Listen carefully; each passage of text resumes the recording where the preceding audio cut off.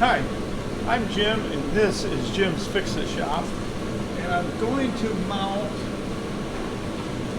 seeing this thing is brand new, a lot of machines you can order with this in it, but I'm going to mount this on this machine and it's an hour meter, and I've already got it laid out. Hopefully I'm missing the ribs and everything else back here.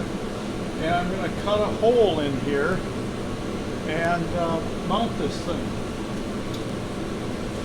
As you can tell, it's a little cold out here. I'm at my father-in-law's again. I sure wish I had this home on my table I just bought. But now I got to see if I can find myself another extension cord. I'm using mine on this heater I just got. So I hope you can hear me over top the roar of that thing. So let me see if I can find an extension cord and I'll be right back. Okay, first thing I want to do is drill a hole in the four corners. This plastic has a tend to crack when it gets cold. And if you have a square corner, it's going to be more apt to crack from that square corner than it will from a radiused corner.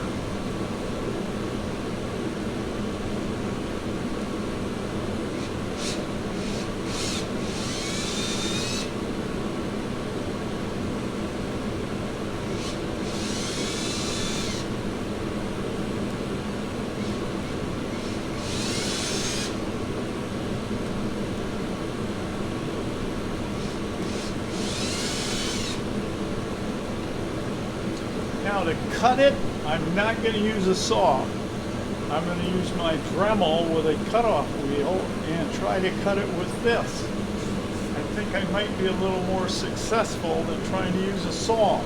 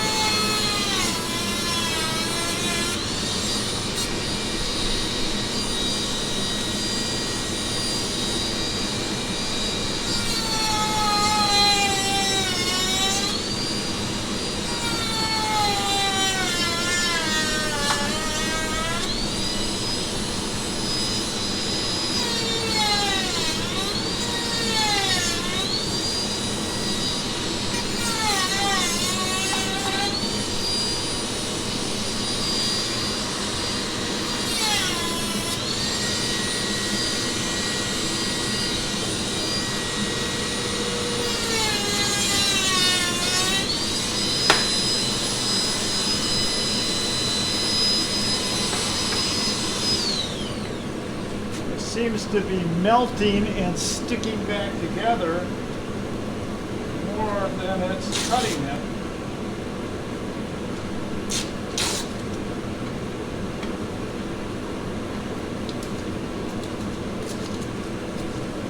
Now hopefully it'll be big enough and not too big.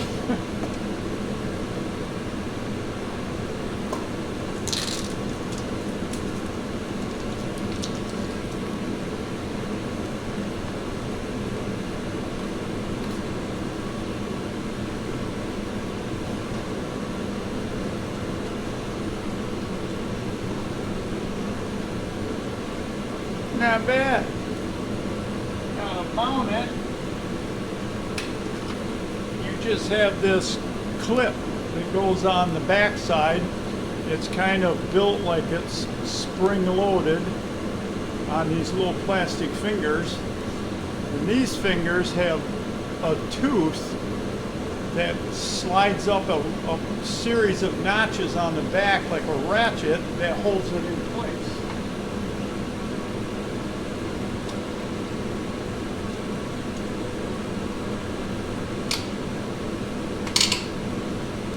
I don't know if you can hear it ratcheting up. That's it.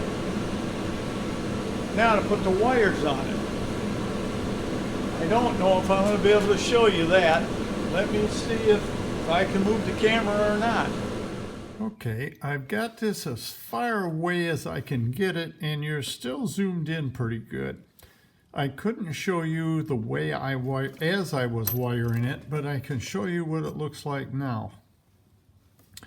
This is the main wiring harness that goes through the machine. This is going up to the headlight. This side over here goes up to the other headlight. Above the hour meter I put in is the switch for the heated hand grips. So this is the main harness coming off of the stator, off the engine. And obviously this is the back of the hour meter and the wires I put in. And this is where I tied into the wires. And you can see the connector here for the headlight in case you have to replace it. And this is how I just snapped those on to the wires, and it made connections. There's no need to put electrical tape or anything around that. If it does start to have issues down the road and I have any corrosion problems, when I replace these, I will use some of the grease that you can get for electrical contacts. And that will stop all the problems. I don't think I'm going to have any issues because being up inside of here where all the rest of the wires are, I don't think I'm going to have to worry about that. Obviously they're not. All they have is these plastic connectors and they're not sealed. But you can use what they call dielectric grease that is made for electrical contacts to keep them from corroding. And that's what the bottom of the machine looks like, or underneath the control panel on the machine. Well, I'm hoping you can see the numbers. I did get it running and it's up to number 1. So that means it's been running 10 minutes. Now, as far as the rest of this machine, this is the enclosure I put on the machine. As far as the way it mounts compared to my old machine, I like this a lot better. See how nice and clear the plastic is in the picture? I don't know if you'll be able to tell, but look at all the distortion. It's absolutely terrible. They must have wound that thing up when they made it. Let me move this camera up. They must have packaged that when it was still warm. And you cannot get them wrinkles out. I've tried heat, I've tried everything. What I'm going to do this spring, when I'm done with it, I'm going to take the enclosure down to a place in Muskegon. It's called Muskegon Awning. They make all kinds of enclosures, including for large tractors, and they have that same, well, let's not say the same glass, but it's better. It's the stuff I have in mine at home. It's completely clear, no wrinkles. They can sew it in there. As far as replacing these, I don't really care. The only reason them are in there is for the lights to shine through. Mainly, I just want the front one done, maybe the 2 sides. Now, report on the snowblower. I've been getting a lot of questions. I don't have much to report. The snowblower runs great. I like the power steering. That is awesome. Let me tell you. Especially a machine this heavy, it would be extremely hard to turn it without using that. The hand warmers, I very seldom use them because I always have nice winter gloves on. I did snow blow once as soon as I got home, and I just had this coat on and black or brown jersey gloves. I turned them heaters on and my hands were nice and warm the whole time. They do work nice, but I really like the power steering. I like the part about this crank and gears that turn this. My old machine I have at home, I'm trying to kneel on the floor. The old machine I have at home, I have to crank it 17 times to get it from all the way one side to all the way the other side. This, you crank twice. What can I say? That is so nice. But the machine is awesome. It works great. The only thing I can't tell you is all the storms they have been predicting for Michigan and Muskegon and Grand Rapids area. The first storm they predicted was 12 to 18 inches of snow. And I said, oh man, I'll mount the camera somehow. We got 3 inches. That's all we got. It blew over us and all landed in Grand Rapids. The second, third, and fourth, however many storms we've had since then, the most snow we had at one time, 3 inches. So what can I say? I can't tell you too much about it outside of I've never used the electric start. I have no idea if it even works. I'll have to try that. First pull, it's running. It seems to be a nice engine. It is made in China. Time will tell. That's why I put the hour meter on it. I have 4, 5, 6, 7. I have 7 years of full warranty on this. It came with 3 years, and I bought an extended warranty through Home Depot for 4 more years for $100. So I figured 4 years for $100 with a Chinese engine. Yeah, I'll take that. So that's about it. The cab went on extremely nice. The bracketry they have for it, it's much simpler than the cab I have on my old Aaron's. That has a big, it's just so cumbersome to try to put on yourself. It's unreal. This was extremely simple. I did have some problems with these clamps holding the whole cab up. It wanted to twist in them clamps and sag down. So I don't know if you can really see them.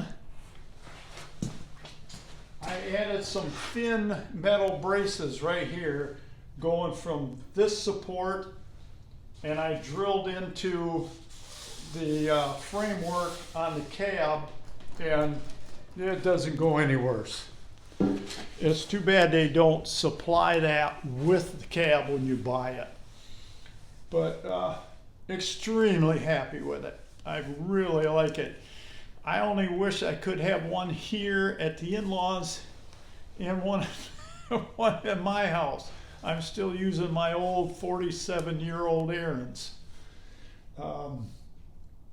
And I will say the new Aaron's machines are nothing like the old ones. They are so cheap and flimsy. This one, when I bought it, I had them take it apart.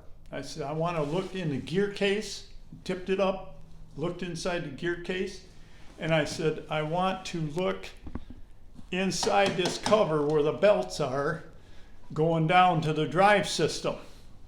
The Aaron's had a little 1/4-inch wide belt driving this thing. This one, 3/8.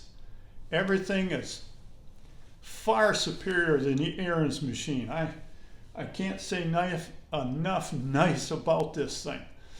If we ever get snow, which I kind of hope we don't,